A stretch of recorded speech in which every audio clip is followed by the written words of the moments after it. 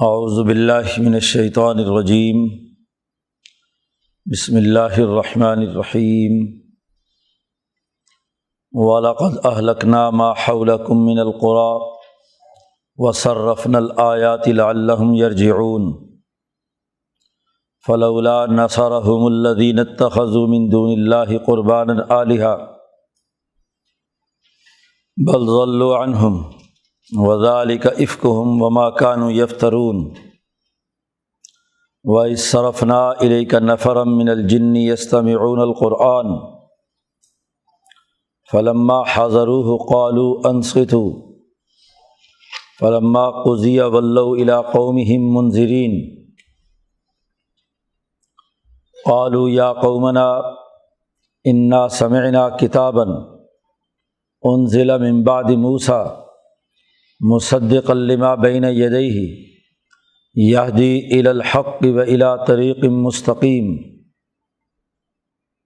یا قومنا اجیبوا داعی اللہ وآمنوا بہ یغفر لکم من ذنوبکم ویجرکم من عذاب علیم ومن لا یجب داعی اللہ فلیس بمعجز فی الارض ولیس لہ من دونہ اولیاء اولئک فی ضلال مبین اولم یروا ان اللہ الذی خلق السماوات والارض ولم یعی بخلقہن بقادر علی ان یحیی الموتى بلی انہ علی کل شیء قدیر ویوم یعرض الذین کفروا علی النار الیس ھذا بالحق قالوا بلی وربنا قال فذوقوا العذاب بما کنتم تکفرون فاصبر کما صبر اولو العزم من الرسل ولا تستعجل لهم کأنہم یوم یرون ما یوعدون لم یلبثوا الا ساعة من نہار بلاغ فہل یہلک الا القوم الفاسقون صدق اللہ العظیم۔ یہ سورۃ الاحقاف کا آخری رکوع ہے۔ اس سورت کا موضوع پرانے فرسودہ نظاموں کی تخریب اور اس کے بعد صحیح خطوط پر تعمیر ہے۔ شروع سورت سے تعمیر کے چند بنیادی اساسی اصول بیان کیے گئے اور گزشتہ رکوع میں قوم عاد کا تذکرہ کر کے یہ واضح کر دیا کہ جو پرانے فرسودہ نظام ہیں وہ ضرور ٹوٹ کر ختم ہوں گے۔ تدمر کل شیء بامر ربھا، اپنے رب کے حکم پر ہر چیز توڑ پھوڑ کر رکھ دی جائے گی۔ پرانا کوئی بھی نظام اب قائم نہیں رہے گا اور اس کی جگہ پر نئی تعمیر ضرور ہو کر رہنی ہے۔ قوم عاد کا پورا قصہ بیان کرنے کے بعد اب بات چل رہی تھی مشرکین مکہ سے، چنانچہ اس کے حوالے سے انہیں تنبیہ کی جا رہی ہے کہ وَلَقَدْ أَهْلَكْنَا مَا حَوْلَكُم مِّنَ الْقُرَىٰ، ہم نے تمہارے ارد گرد کتنی ہی بستیاں بالکل اسی طرح تباہ کی جیسے قوم عاد کو تباہ کیا ہے۔ جو نظام ظلم، کفر، شرک کی بنیاد پر قائم ہوں گے انہیں ہم اسی طرح تباہ و برباد کر دیتے ہیں۔ اہلکنا، ہم ہلاک کر چکے ہیں۔ حضرت نے ترجمہ کیا شیخ الہند نے، غارت کر چکے ہیں، تباہ و برباد کر چکے ہیں۔ ما حولکم من القریٰ، تمہارے ارد گرد قوم عاد، قوم ثمود، قوم لوط وغیرہ وغیرہ۔ وصرفنا الآیات، اور مختلف انداز میں پھیر پھیر کر ہم تمہارے سامنے آیات بیان کرتے ہیں، لعلہم یرجعون، تاکہ یہ لوگ لوٹ آئیں اپنے غلط کاموں سے، اپنے ظلم و تکبر سے، کفر اور شرک سے۔ انسانی تاریخ میں بھی بار بار ہم نے یہ نشانیاں دکھائی ہیں کہ جب بھی اس طرح کے ظالم اور متکبر انسانی سماج پر مسلط ہوتے ہیں ہم انہیں تباہ و برباد کر دیتے ہیں اور اپنے انبیاء کی مدد کرتے ہیں۔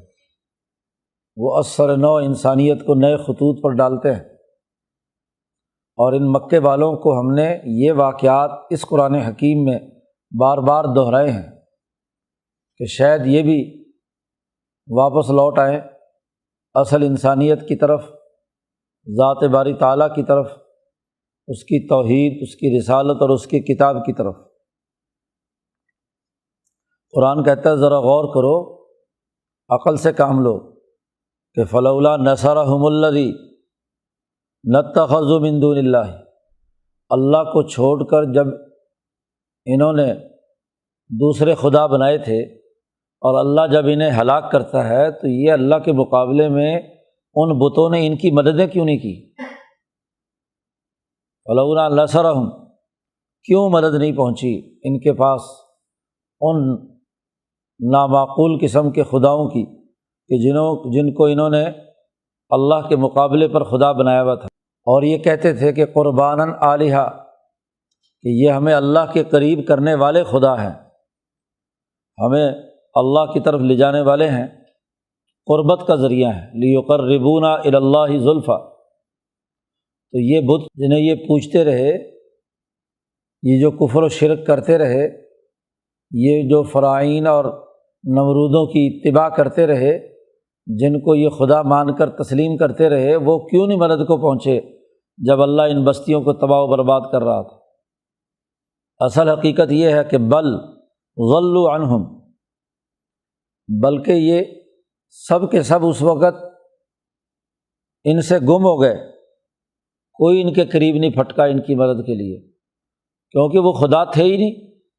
جھوٹے تھے۔ جی ذالک افکہم، یہ تو ان کا جھوٹ تھا، اپنی طرف سے جھوٹ گھڑ کے انہیں خدا بنا لیا۔ وما کانوا یفترون، اور یہ وہ کچھ تھا جو انہوں نے اپنے دلوں میں خود ہی گھڑ لیا تھا، خدا نہیں تھے، انہیں خدا بنا لیا، انہیں اللہ کے مقابلے پر لے آئے، تو سراسر جھوٹ تھا اور ان کی گھڑی ہوئی بات تھی۔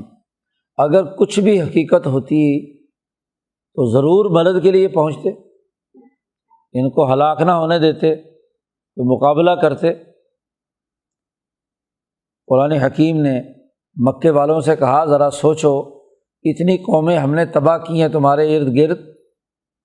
ان کے بتوں نے ان کو کوئی فائدہ نہیں پہنچایا، تو تمہارے بت تمہیں کیسے فائدہ پہنچائیں گے؟ اس لیے باز آ جاؤ، اس ظلم و تکبر اور غرور سے بچو۔ انسان کو تو خاص طور پر یہ تمام برائیاں چھوڑ دینی چاہیے۔ انسان کی فطرت میں تو انس ہے، اس کی فطرت میں تو ذات باری تعالیٰ کی طرف رجوع کرنے کا جذبہ ہے۔ ذرا دیکھو کہ وہ جن کی فطرت کے اندر ہی تمرد اور سرکشی ہے، اور سب سے بڑا شیطان اور ابلیس انہی جنات میں سے ہے، اس میں بھی جو نیک جن ہیں ان کی حالت کیا ہے؟ قرآن نے آگے جنوں کا نقشہ کھینچا۔ یہ تخریب اور تعمیر صرف انسانوں میں نہیں، یہ تخریب و تعمیر جنات کے اندر بھی ہے۔ ان کے بھی بڑے بڑے جنوں کو ہم نے کس طرح تباہ و برباد کیا، اور ان کے نیک جنات نے کیسے حق کو قبول کیا۔ اس کا تفصیلی قصہ اگلا، یہ تو سورۃ الجن میں آ رہا ہے، یہاں اختصار کے ساتھ قرآن حکیم نے ان مکے والوں کو بات سمجھائی ہے۔ نبی اکرم صلی اللہ علیہ وسلم مکہ مکرمہ میں ہی تھے، آپ صلی اللہ علیہ وسلم فجر کی نماز بطحائے مکہ میں، باہر وادی میں فجر کی نماز پڑھائی حضور صلی اللہ علیہ وسلم نے، اور بلند آواز سے قرأت قرآن حکیم کی تو جنات کی ایک جماعت قریب سے گزری، اور وہ اس تلاش میں تھے کہ کیا ایسی نئی چیز ہوئی ہے کہ ہمیں آسمانوں پر جانے سے روک دیا گیا۔ قرآن حکیم کے نزول سے پہلے آسمان دنیا کے قریب یہ شیطان یہ جنات پہنچ جاتے تھے، اور وہاں جو فرشتے ان کو جو احکامات دیے گئے اللہ کی طرف سے اس دن یا کچھ مہینوں بعد تو وہ آپس میں احکامات کا تبادلہ کرتے فرشتے، تو ان میں سے کوئی جن جو ہے ان میں سے آدھی بات سن لیتا، کوئی ٹوٹی پھوٹی ایک بات حضور صلی اللہ علیہ وسلم نے فرمایا کہ ایک آدھ بات وہاں سے لے لی اور باقی 100 جھوٹ اس کے ساتھ ملا کے، تو جو کاہن یا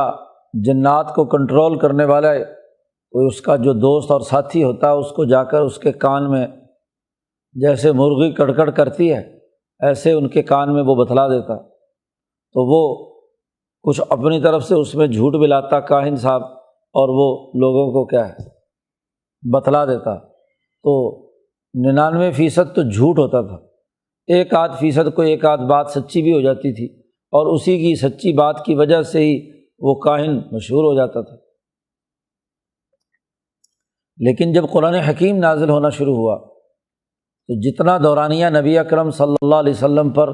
قرآن حکیم کے نزول کا ہے، تو اللہ پاک نے آسمان دنیا کی سیکورٹی بڑی سخت کر دی، کوئی جن قریب پھٹک نہیں سکتا تھا، ذرا سا قریب پہنچتا کوشش بھی کرتا تو قرآن نے پہلے پیچھے گزرا ہے سورۃ صافات میں کہ فَأَتْبَعَهُ شِهَابٌ ثَاقِبٌ، ایک آگ کا انگارہ تارا جو ٹوٹتا ہے رات کی اندھیری رات میں، وہ اس شیطان کی دم پر پڑتا اور وہ بھاگ جاتا۔ تو جنات نے کہا کہ کوئی نیا مسئلہ اس کائنات میں ہوا ہے، تو یہ کیا ہے؟ اس کی تلاش کے لیے انہوں نے ایک جماعت مقرر کی، بلکہ سارے شیطانوں کو جنات کو حکم دیا کہ گھومو پھرو دیکھو کہ کیا نیا واقعہ ہوا ہے۔ نبی اکرم صلی اللہ علیہ وسلم نماز پڑھا رہے تھے تو جنوں کی ایک جماعت قریب سے گزری، اس نے وہ آواز سنی تو سب لوگ اس کے قریب آ گئے اور پوری توجہ سے قرآن حکیم سنا۔ انہوں نے کہا اصل بات یہی ہے، یہی کلام نازل ہوا ہے۔ اس کے نزول کی وجہ سے جیسے موسیٰ علیہ السلام پر جب تورات نازل ہوئی تو اس زمانے میں بھی ہم پر اس طرح کی صورتحال پیدا ہوئی تھی، تو موسیٰ علیہ السلام کے بعد یہ ایک نیا کام ہوا ہے، نئی کتاب آئی ہے، اسی وجہ سے ہم پر اوپر جانے پر پابندی لگ گئی۔ قرآن حکیم نے اس کا یہاں تذکرہ کیا کہ وَإِذْ صَرَفْنَا إِلَيْكَ نَفَرًا مِنَ الْجِنِّ، جب ہم نے اے محمد صلی اللہ علیہ وسلم آپ کی طرف متوجہ کر دیا جنات کی ایک جماعت کو، نفر من الجن یستمعون القرآن، آپ فجر کی نماز میں قرآن پڑھ رہے تھے تو وہ بڑی توجہ سے قرآن سننے لگے۔ فلما حضروہ، جب وہ وہاں حاضر ہوئے جہاں قرآن پڑھا جا رہا تھا، تو ایک دوسرے کو کہتے ہیں انصتوا، قالوا انصتوا، چپ رہو ذرا توجہ سے قرآن سنو۔ انہیں وہ آواز اتنی بھلی معلوم ہوئی، اس کے مضامین عالیہ اتنی دلچسپی کے باعث بنے کہ سب کو خاموش کرا کے سب نے کہا توجہ سے سنو۔ قرآن حکیم کہتا ہے دیکھو جنات کا تو یہ حال ہے، جن کی فطرت میں ہی سرکشی ہے کہ وہ تو قرآن توجہ سے سن رہے ہیں اور سب کو خاموش کرا رہے ہیں، اور یہ مکے کے بدبخت ایسے ہیں کہ کہتے ہیں لا تسمعوا لہذا القرآن والغوا فیہ، قرآن مت سنو اور جب قرآن پڑھا جا رہا ہو تو شور شرابہ مچاؤ تاکہ جو ہمارے بچے اور عورتیں قرآن سن کر متاثر ہوتے ہیں وہ متاثر نہ ہوں۔ ان انسانوں کے تمرد اور ان کے تکبر اور غرور کا یہ عالم ہے۔ جب کہ جنات حاضر ہوئے تو انہوں نے کہا کہ انصتوا، چپ رہو۔ فلما قضی، جب نماز ختم ہوئی، قرآن حکیم کی لمبی تلاوت نبی اکرم صلی اللہ علیہ وسلم نے کی تھی، وہ انہوں نے توجہ سے سنی تو ولوا الی قومہم، واپس لوٹ کر اپنی باقی جنات کی قوم کے پاس پہنچے منذرین۔ وہ آیات قرآنیہ جو نبی اکرم صلی اللہ علیہ وسلم سے سنی تھی اس کی بنیاد پر جا کر اپنی قوم کو ڈرانے کے لیے پہنچے، منذرین، انذار۔ اس وقت نبی اکرم صلی اللہ علیہ وسلم کو پتہ نہیں چلا کہ جنات کی یہ جماعت سن کر گئی ہے واپس۔ اللہ تبارک و تعالیٰ نے یہ آیات نازل کی اور آپ صلی اللہ علیہ وسلم کو بتایا کہ ایک جماعت آپ کی بات سن کر گئی ہے، اور انہوں نے اپنے جنات کو ظلم و تکبر اور کفر و شرک سے ڈرانے کے لیے کام شروع کر دیا ہے۔ جا کر اپنی قوم سے کہا، اس جنات کی جماعت نے، قالو کہنے لگے، یا قومنا اے ہماری قوم، انا سمعنا کتابا ہم ایک کتاب سن کر آئے ہیں، اللہ کا کلام سن کر آئے ہیں، جو انزل من بعد موسیٰ جو موسیٰ علیہ السلام کے بعد نازل کی گئی ہے۔ اتنی جامع کتاب تورات کے بعد صرف کتاب مقدس قرآن حکیم ہی ہے۔ موسیٰ علیہ السلام پر تورات نازل ہوئی تھی، وہ بڑی جامع ترین کتاب تھی،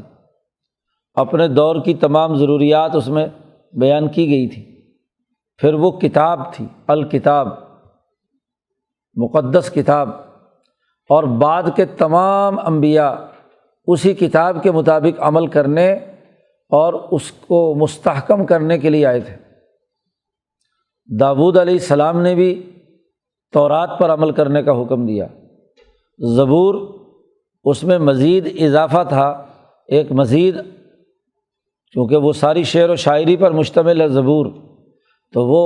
ان دلوں کو کھینچنے کے لیے جن کو شعری ذوق ہے، تو اس سے خاص قسم کا وجد اور کیفیت طاری ہوتی ہے، تو وہ واعظ و نصیحت کی کتاب ہے۔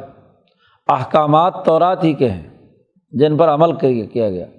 اسی طرح جب انجیل نازل ہوئی تو خود عیسیٰ علیہ السلام نے یہ اعلان کیا کہ اصل کتاب تورات ہے، میں اسی کی تجدید کے لیے آیا ہوں، انہی احکامات کے نفاذ کے لیے آیا ہوں۔ تو اس میں مزید کچھ اضافے جو اس دور کے تقاضے کے مطابق چاہیے تھے وہ اس انجیل میں کر دیے گئے۔ اس لیے آج جو تورات چھپتی ہے، بائبل جسے کہتے ہیں، تو بائبل کا پہلا حصہ تورات پر مشتمل ہے، عہد قدیم اسے کہتے ہیں، اور زبور اور انجیل یہ عہد جدید، بلکہ انجیل عہد جدید کہلاتی ہے، اور وہ اس کا آخری حصہ ہے تورات کا۔ تو پوری تورات اس وقت جو عیسیٰ علیہ السلام کے بعد مکمل ہوئی، وہ ان تینوں کتابوں کا مجموعہ ہے، تورات، زبور، انجیل، تو وہ ایک کتاب ہے۔ تو جنات نے کہا کہ ہم نے ایک کتاب سنی ہے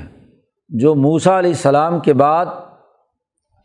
پہلی دفعہ نازل ہوئی ہے، ایسی جامع معنی کتاب، مصدقا لما بین یدیہ، یہ کتاب جو نازل ہوئی ہے یہ پہلی والی کتاب کے تورات کی تصدیق کرنے والی ہے، اسی کے احکامات، اسی کے تمام بنیادی چیزیں ہیں جو اس کتاب مقدس قرآن حکیم میں آ گئے ہیں۔ خاص طور پر اس کا جو شروع کا حصہ ہے، جی، موسیٰ علیہ السلام کی قوم بنی اسرائیل کے تناظر میں جو گفتگو قرآن حکیم نے سورۃ البقرہ اور آل عمران میں کی ہے، تو تورات بھی کتاب پیدائش سے شروع ہوئی ہے، تو یہاں بھی آدم علیہ السلام کی پیدائش کے قصے سے قرآن شروع ہوا ہے۔ شروع کے 3-4 رکوع وہ بطور تمہید کے ہیں، وہ اضافہ ہے نبی اکرم صلی اللہ علیہ وسلم پر، اور ایمان کی حقانیت کی نئے انداز میں دعوت ہے۔ اور سب سے پہلے قصہ آدم شروع کیا ہے کہ ہم نے آدم کو خلیفہ بنا کر دنیا میں بھیجا۔ یہی بحث تورات کی سب سے پہلی باب یا پہلے کتاب جسے کتاب پیدائش کہتے ہیں، تو پیدائش انسانیت کیسے ہوئی اس کی تفصیلات پر وہاں سے بات شروع ہوتی ہے۔ تو یہ کتاب مقدس قرآن حکیم تورات کی تصدیق کرنے والی ہے۔ یہدی الی الحق، اس کتاب کی دوسری خصوصیت یہ ہے کہ یہ حق کی طرف دعوت دیتی ہے، راستہ بتلاتی ہے، ہدایت دیتی ہے، راستہ سجھاتی ہے سچے دین اور حق دین کی طرف، وَإِلَىٰ طریق مستقیم، اور یہ سیدھے راستے کی دعوت دیتی ہے، سیدھے راستے کی ہدایت دیتی ہے۔ پہلے تو کتاب کا تعارف کرایا، یہ جنات داعی کے طور پر وہاں پہنچے اور جا کر اپنی پوری قوم کو یہ دعوت دے کر بات کی حقیقت سمجھائی بڑے نپے تلے جملوں میں کہ ہم نے کتاب سنی ہے جو موسیٰ علیہ السلام کے بعد پہلی دفعہ نازل ہوئی ہے، اس کی تصدیق کرتی ہے، حق کی ہدایت دیتی ہے، سیدھا راستہ واضح کرتی ہے عملی طور پر۔ یا قومنا، جنات نے اپنی قوم کو خطاب کرتے ہوئے کہا، اے ہماری قوم، اجیبوا داعی اللہ، نبی اکرم صلی اللہ علیہ وسلم جو اللہ کی طرف دعوت دینے والے ہیں، ان کی اس دعوت کو قبول کر لو، مان لو۔ وآمنوا بہ، اور اس نبی پر ایمان لے آؤ۔ یغفر لکم من ذنوبکم، تو اللہ تبارک و تعالیٰ تمہارے پچھلے گناہوں کو معاف کر دے گا۔ وَيُجِرْكُم مِّنْ عَذَابٍ أَلِيمٍ، اور تمہیں دردناک عذاب سے بچا لے گا۔ اس لیے داعی اللہ کی بات قبول کرو، ان کی دعوت کو قبول کرو۔ دو فائدے ہوں گے، ایک تو ہمارے گناہ معاف ہو جائیں گے، اور دوسرے یہ کہ عذاب علیم سے ہم بچ جائیں گے۔ تو اللہ کی دعوت کو قبول کرنا اور اس پر ایمان لانا یہ کامیابی کی بات ہے۔ جنات نے اپنی قوم کو مخاطب کرتے ہوئے یہ انہیں کی تقریر چل رہی ہے، وَمَن لَّا يُجِبْ دَاعِيَ اللَّهِ، یاد رکھو جو اللہ کے اس داعی کی دعوت قبول نہیں کرے گا، فَلَيْسَ بِمُعْجِزٍ فِي الْأَرْضِ، تو وہ زمین میں عاجز نہیں کر سکتا، کسی ذات باری تعالیٰ کے حکم اور نبی کی جو تعلیمات ہیں رسول اللہ صلی اللہ علیہ وسلم کی،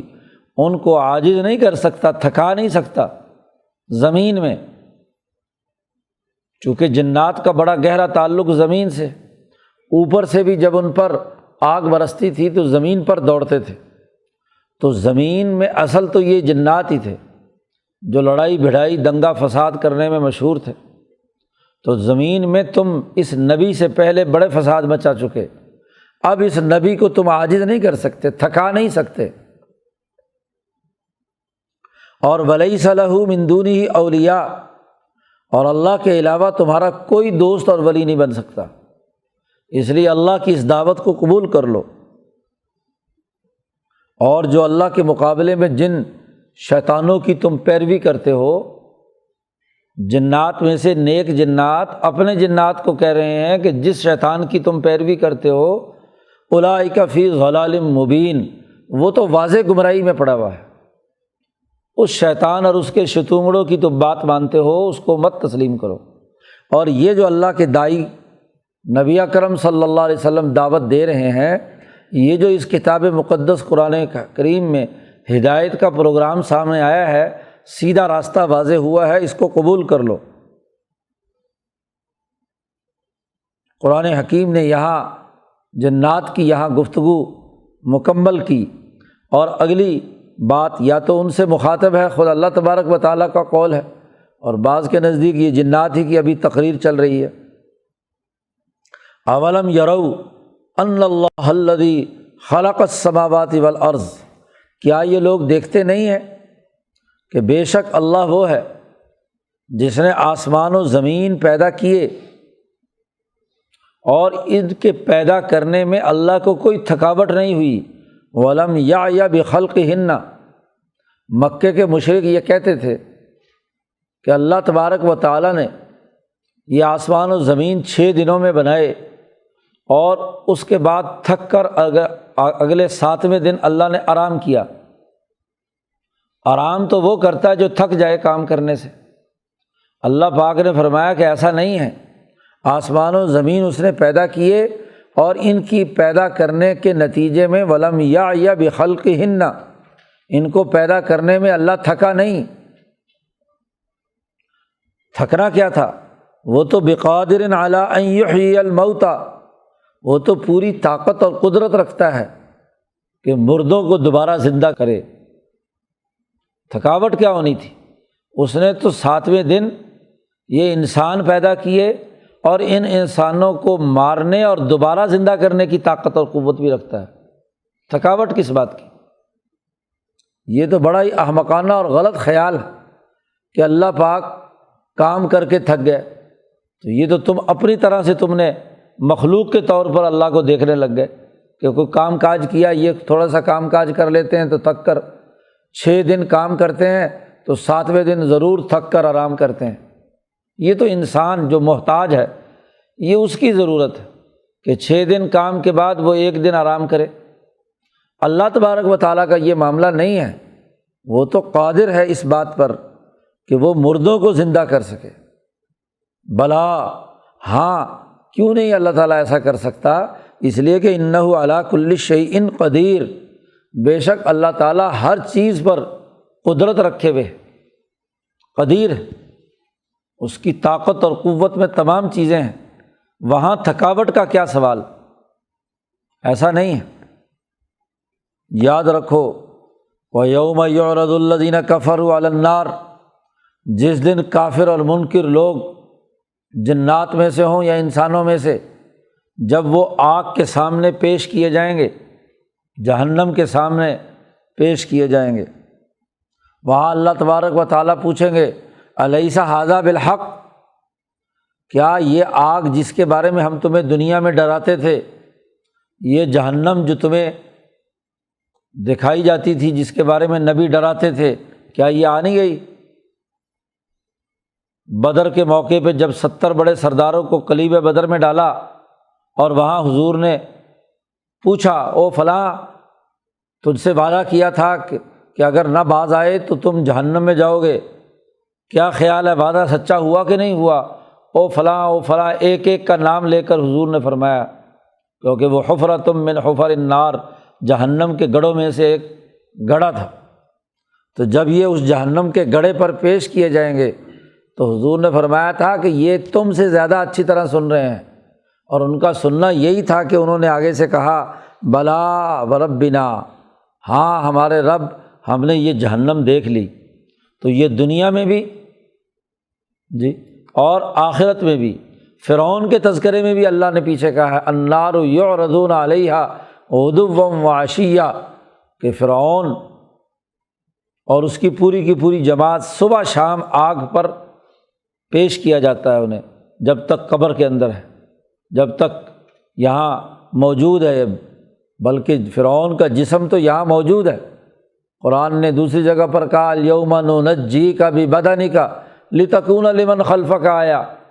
آج کے دن ہم تیرا جسم محفوظ رکھیں گے، فرعون کو مخاطب کر کے کہا قیامت تک، تاکہ آنے والے جو ہیں جی ان کے لیے تو نشان عبرت بن، تو جو خدائی کا دعویٰ کرتا تھا آج مردہ پڑا ہوا تو یہاں مصر کے احراموں کے اندر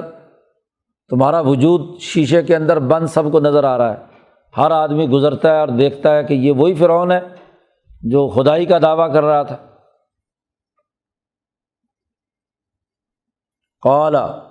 اللہ پاک فرمائیں گے فذوقوا العذاب بما کنتم تکفرون، کہا کہ چکھو عذاب جو تم کفر کر رہے تھے۔ بلکہ یہ نبی اکرم صلی اللہ علیہ وسلم نے بھی بدر کے موقع پر کہا کہ چکھو عذاب، یہ جو تم جس کا انکار کرتے تھے لو اب سنبھالو۔ یہ تمام گفتگو بیان کرنے کے بعد قرآن حکیم نے نبی اکرم صلی اللہ علیہ وسلم کو ہدایت کی ہے کہ یہ پرانے نظام توڑنا اور نیا نظام قائم کرنا یہ صبر و استقامت کا تقاضا کرتا ہے۔ اس لیے حضور صلی اللہ علیہ وسلم سے کہا جا رہا ہے فاصبر، صبر کا مظاہرہ کیجیے، کما صبر اولو العزم من الرسل، جیسا کہ پیچھے اولو العزم پیغمبروں نے صبر و استقامت کا مظاہرہ کیا، جیسے وہ صابر رہے ایسے ہی کیا ہے آپ بھی صبر و استقامت کا مظاہرہ کریں، جیسے موسیٰ علیہ السلام، ابراہیم علیہ السلام، نوح علیہ السلام، عیسیٰ علیہ السلام، یہ انبیاء علیہم السلام ہیں جنہوں نے انتہائی صبر و استقامت کا مظاہرہ کر کے کفر و شرک کے غلط نظاموں کو توڑنے اور نئی تعمیر کے لیے کردار ادا کیا۔ مولانا سندھی فرماتے ہیں کہ سسٹم توڑنے کے لیے بھی صبر چاہیے، ایک دم نہیں ٹوٹتا، اور سسٹم بنانے کے لیے بھی صبر اور استقامت چاہیے، جماؤ چاہیے۔ ولا تستعجل لہم،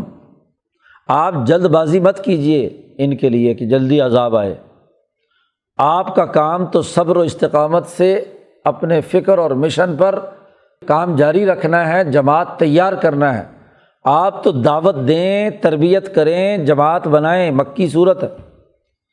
ولا تستعجل لہم، یہ جلدی مانگ رہے ہیں نا عذاب، تو آپ کو کیا جلدی ہے؟ آپ صبر و استقامت کا مظاہرہ کریں، ڈٹ جائیں جی، اور اس کے بعد تعمیر ہونی ہے تو تعمیر کے لیے بھی صبر کی ضرورت ہے۔ کأنہم یوم یرون ما یوعدون، آپ جلدی نہ کریں، یہ تو طے ہو چکا ہے، گویا کہ یہ وہ دن دیکھ لیں گے جو ان سے وعدہ کیا گیا ہے، جی وہ اپنے وقت مقررہ پر انقلاب آ کر رہے گا، ان کی ذلت اور رسوائی، ان کی تخریب و تدمیر ہو کر رہے گی، اور اس وقت یہ کہیں گے لم یلبسوا الا ساعۃ من نہار، پوچھا جائے گا دنیا میں کتنا رہے؟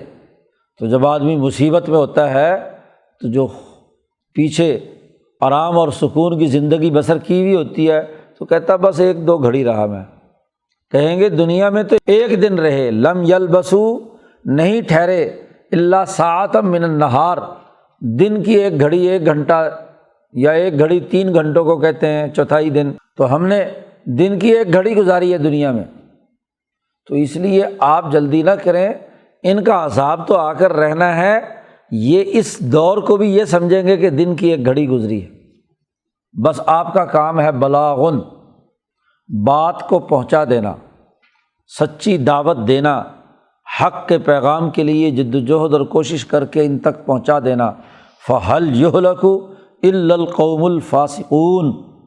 اب ہلاک اور تباہ و برباد ہوگی وہ قوم جو فسق و فجور میں، انسانی حقوق کو توڑنے میں، قوانین اور ضابطوں کی خلاف ورزی کرنے میں لگی ہوئی ہے۔ تو جو نافرمان لوگ ہیں ان کے لیے اب تباہی اور بربادی ہے، آپ کا کام ہے بات کو پہنچا دینا۔ اور ایک وقت قریب ہے کہ جب یہی مکے کے ظالم تباہ و برباد ہوں گے، ان کی تدبیر و تخریب ہوگی اور نئی تعمیر ان اصولوں پر ہوگی جو ہم نے شروع صورت میں بیان کیے ہیں۔ تو قرآن حکیم نے اس آخری صورت میں جو حوامیم 7 میں سے آخری صورت ہے، اس میں اس پوری دعوت کے عمل کو جو ایمان سے پہلی حامیم سے شروع ہوئی تھی اس کی تکمیل کر دی کہ اب یہ انقلاب برپا ہو کر رہے گا۔ هل يهلك الا القوم الفاسقون، یہ فاسق قوم، ان کا نظام ٹوٹ پھوٹ کر ختم ہو جائے گا۔ اسی لیے شاہ صاحب نے کہا کہ یہ صورتیں جن کے شروع میں حامیم آیا ہے، یہ فرسودہ نظام کو توڑنے اور نئے نظام کی تعمیر کی نوید ہے۔ ذات باری تعالیٰ کی حقانیت سے صورت مومن شروع ہوئی تھی اور صورت حامیم الاحقاف ختم ہوئی ہے، فاسقین کی تباہی اور بربادی اور ان کے فاقن لنظامہم اور قامعا لہو، اس کا قلع کما کرنے کے لیے یہ صورتیں نازل ہوئی ہیں۔ اس طرح ان 7 صورتوں کے اس سیٹ نے باقاعدہ دین کی تعلیمات کا ایمان، اس پر تنظیم اور استقامت، اس پر سیاسی، معاشی، سماجی، قومی، بین الاقوامی انقلابات اور صحیح تعمیر و تشکیل کے اصول واضح کر دیے ہیں۔ اگلی صورت سے صورتوں کا ایک نیا سیٹ شروع ہو رہا ہے جو 3 آگے صورتوں پر مشتمل ہے۔ اللہ تعالیٰ قرآن حکیم کو سمجھنے اور اس پر عمل کرنے کی توفیق عطا فرمائے۔ اللہ